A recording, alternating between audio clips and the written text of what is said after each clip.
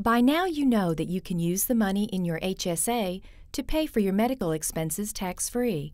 Doctor visits, medical exams, prescription drugs, over-the-counter medications. You can pay for all of these things out of your HSA. But they're called health savings accounts for a reason. If possible, just letting HSA money grow in the account is usually a better option than immediately spending it. Rather than thinking of your HSA as a health spending account, you should think of it instead as your own personal and family medical nest egg that can grow tax-free for decades to come. Here's an example. Suppose you have a car accident in which you suffer a minor injury to your shoulder.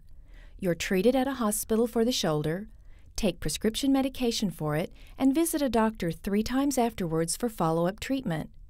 The medical bills for the injury come out to $2,500.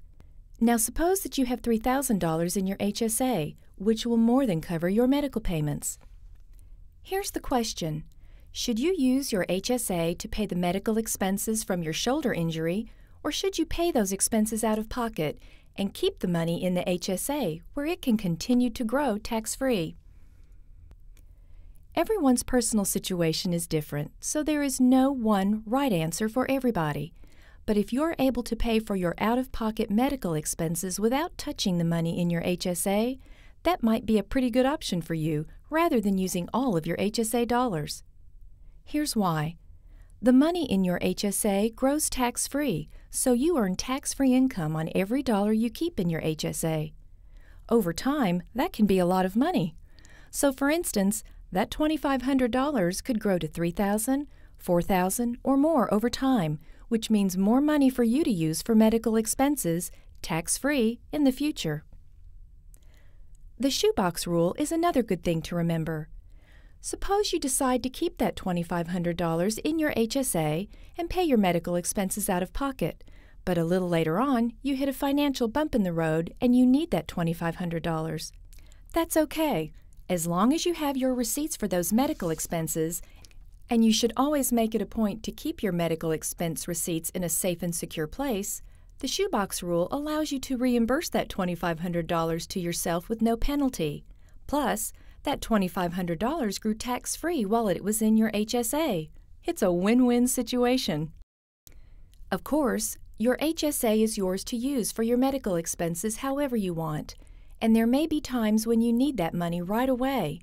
That's fine. That's what it's there for. But if saving money is a top priority for you, here are a few ideas for stretching those HSA dollars. Only use your HSA to pay for medical expenses covered by your insurance plan. Using your HSA for over-the-counter medications is perfectly fine, but it's also a good way of draining your HSA before it really has a chance to grow. By continuing to pay for over-the-counter medications just like you always have, you'll keep that money growing. Use your HSA for major medical expenses only. Set a minimum amount, say $250, for medical expenses for which you'll use your HSA and pay for everything else out of pocket. This will preserve the bulk of your HSA dollars for emergencies and other future high-dollar medical expenses.